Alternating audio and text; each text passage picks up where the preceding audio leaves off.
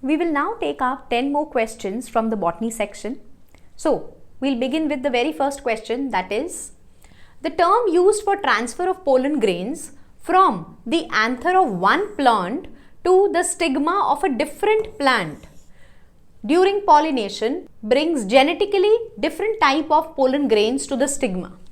So this particular event is known as, this type of a pollination is known as plasmogamy.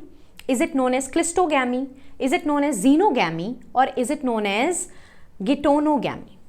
Now, there are three types of pollinations which we generally discuss. One is autogamy. What happens in autogamy? The pollen grains from one particular flower itself, they go and settle on the stigma of that particular flower itself. That is the female part of that flower. This is known as autogamy. Now, autogamy is seen in certain plants like pansy. In certain flowers of pansy, the autogamy is of two types. Pansy is having two types of flowers, in which one flower they remain open. Open as in there are chances that this particular pollen from one flower can go and pollinate the stigma of the female part of that particular flower only. But these flowers are generally open. So this type of an autogamy is known as plasmogamy. So plasmogamy is a type coming under autogamy only. Whereas cleistogamy is the other type of flowers in pansy only which are closed.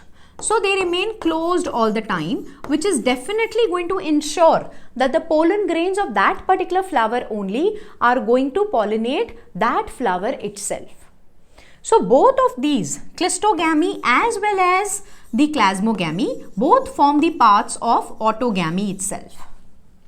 Now, let's come to xenogamy. What is xenogamy? Xenogamy is that particular type of a pollination in which the pollen grain from one plant is going and pollinating the female part of some other plant. So, as asked in the question, the definition falls true for xenogamy over here. And what is geitonogamy? Geitonogamy refers to a condition where the pollen grains from one flower of that plant only go and pollinate the female part of any other flower of that plant itself. So suppose this is a particular plant and these are the flowers in it. Let's say these are different type of flowers in it. So the pollen from, let's say, this particular part, this particular flower, when it goes and pollinates the flower, which is any other flower which is present on the same plant itself, but different flower. This is known as geitonogamy. So obviously, geitonogamy is not what is asked in the question. The question has asked that the term used for transfer of pollen grains from the anther of one plant to a different plant, which is obviously xenogamy. So the answer to this question will be xenogamy. Now, let's come to another question. So this is a matching type of a question where they have given list 1 and they have given a list 2 and you have to match the relevant terms. So let's start. Lenticels, cork cambium, secondary cortex and cork. And on the other hand is given phelogen, suberin deposition, exchange of gases and pheloderm. So let's start with the very first option.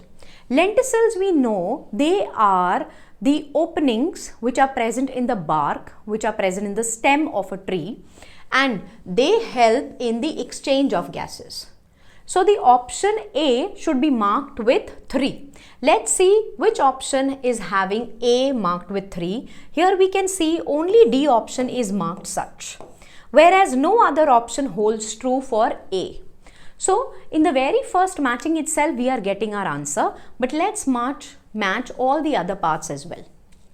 Now we are matching cork cambium. So what is cork cambium? Cork cambium and phelogen are one and the same thing. So we can match B with 1. Let's see the option. It holds true over here. Then let's see the next part, secondary cortex. So the secondary cortex is the other thing for pheloderm, right? and obviously C can be masked with 4 over here. Then comes cork. Cork is having deposition of suberin, that is a waxy material over it. So we know that D can be matched with 2, which is correctly given in the option, and hence the option number D is the correct answer for this question. The option number A, C and B, they don't hold true. Now let's come to another type of a question over here. This states the DNA strands on a gel stained with ethidium bromide when viewed under UV radiation appears as. So this is a question from biotechnology, and this is a question which is taken up from gel electrophoresis. Now during gel electrophoresis, which helps in segregating the DNA fragments according to their size. Here what do? We stain the DNA with ethidium bromide. And what happens when this DNA, this stained DNA is viewed through UV radiations, we get bright orange bands which are very nicely visible. So the DNA fragments, they appear as white, as bright orange bands. These orange bands are then removed from the gel, that is from the agarose gel, and that removal is known as elution. So which of this is going to fall under the correct option? They are saying the color of the bands is dark red? No. Is it bright blue? No. Is it yellow bands? No. Is it bright orange bands? Yes. So the option for this answer is D is the correct option. Now let's talk about another question. This is a question which is asked from cell cycle and division. Here they are asking which of the following stages of meiosis involves the division of centromere. So we know that centromere splitting is seen during the anaphase 2. Here we can see the centromere is split and the respective chromatids are moving towards their opposite poles. So by the time these chromosomes are appeared here in the equator, we say that it is a metaphase stage. And then later in anaphase 2, when the centromeres are going to split and then the individual chromatids are going to go towards the opposite poles, that step is known as the anaphase 2. So out of all the options, anaphase 2 holds true. Telophase 2 is that stage in which the sister chromatids, the individual sister chromatids, or we can also call them as the chromosomes now, they have reached the opposite poles and now they are decondensing. Along with this, the nuclear membrane as well as the other cytoplasmic organelles are also coming back. So telophase will not hold true over here. Metaphase 1, as I told you, it ensures the alignment of the homologous chromosomes in one center line in the equator, forming a metaphasic plates. So obviously metaphase 1 as well as metaphase 2 will not hold true over here. So the answer to this question is anaphase 2. Now let's talk about another question. So this is a very simple type of a question. Here they are asking the production of gametes by the parents and the formation of zygotes, the F1 and F2 plants can be understood from a diagram. So if we look at a cross over here, this is a cross which is given. Here you can see that these are the parents and then these are the gametes which are produced by the parents. These gametes are combined by the help of a square formation, and this type of a square that helps us to tell what are the various type of options of the F1 or F2 generation. That type of a square is known as a Punnett square. So out of all the options that are given in the question, Punnett square, net square, bullet square or punch square, the option Punnett square holds true for this question. Now let's come to another question. Here they are asking the plants follow different pathways in response to environment or phases of life, and this response to environment forms different kind of structures. This ability of the plants to form different kind of structures in different environmental conditions, what is this known as? So this is a direct theoretical question. This type of an ability is known as plasticity of that plants. It is not known as maturity. It is not known as elasticity. It is not known as flexibility. So the answer to this question is plasticity directly. Now let's come to the next question. Here they are asking about amensalism. So amensalism can be represented by species A negative, species B negative, species A positive, species B neutral, species A negative and species B positive, and species A positive as well as the species B positive. So what is amensalism? Amensalism is that type of a relationship where one organism is harmed, whereas the other organism is neither harmed, neither it is having some benefit. So it is in a neutral condition. This type of an association where one is harmed whereas the other is neutral, this type of an association is known as the amensalism. This is seen between two different species, the organisms of two different species.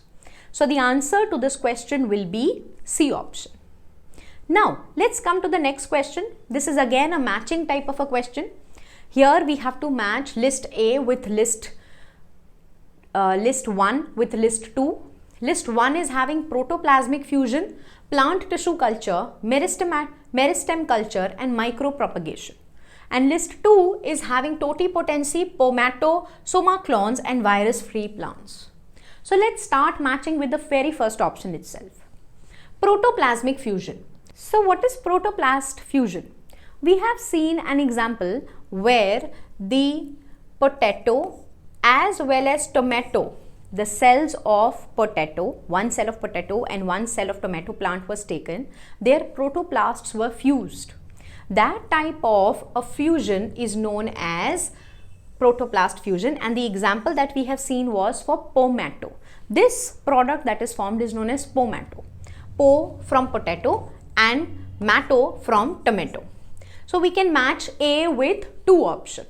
A with the second option. So now in all the A, B, C and D options, D is the only option which is showing the correct matching with A as well as 2. So we have got our answer as D option in the starting itself. But we will still see all the other options. Then next, they're talking about plant tissue culture. So we know plant tissue culture involves the formation of or the acquiring of certain cells which are having the capacity to form the complete plant part, and that is known as totipotency. So we can match B with 1, which is also correctly shown over here. Now let's talk about the C option, that is meristem culture. Meristem culture ensures virus-free plants. So C will be matched with fourth option. And micropropagation is going to involve the formation of soma clones. What are soma clones? Soma clones are those cells, are those plants which are formed by the propagation of somatic cells. So the whole matching is given in front of you, and the option D holds true for this particular question. Option A, B and C are not correctly matched. Now let's look at another question. This says, in spite of interspecific competition in nature, which mechanism of competing species might have evolved for their survival? Now this is a question where there are two species who are competing with each other, right? But in order to survive properly in the nature, which of these features they have adjusted to? So have they adjusted to mutualism? No. Mutualism is a association in which two species are benefiting each other. So there is no competition which is generally seen in them. Then predation. Predation refers to a particular situation where one species is harming, or it is feeding, or it is eating, or it is in some way harming the other species. So here one species is benefited, we can say, and the other species, that is species B, we can say is having a loss. So obviously this is not a type of a interspecific competition which has in which the competing species have evolved for their proper survival. Then resource partitioning. Resource partitioning is a type of a behavior in which the two competing species, they are going to segregate their resources. They are going to divide their resources among themselves. So no one will come and interfere with the other resource. As a result, both the species, they can stay in neutral with each other. This is known as resource partitioning, and obviously this holds true with our option. Competitive release is the disappearance of altogether one complete species. As a result, the other species which were present, which was competing, will completely get the whole resource or the environment to itself. One species will completely disappear. So this is again not the option that we are looking for. Answer to this question will be C. Now, let's talk about another question. Here they are asking which of the following algae contain mannitol as reserve food material. So we have seen the reserve food material as mannitol is kept in brown algae. It is stored in brown algae. Brown algae store their food material as mannitol. And now we have to look at all the options and which of them falls under the category of brown algae. Volvox and Eulothrix, they are green algae. Ectocarpus is brown algae and Gracilaria is red algae. So the answer C will hold true for this particular question. So these were some questions which were taken up from the botany part. Now in our next video, we will take up another 10 questions which were asked under the botany segment of the paper. Thank you.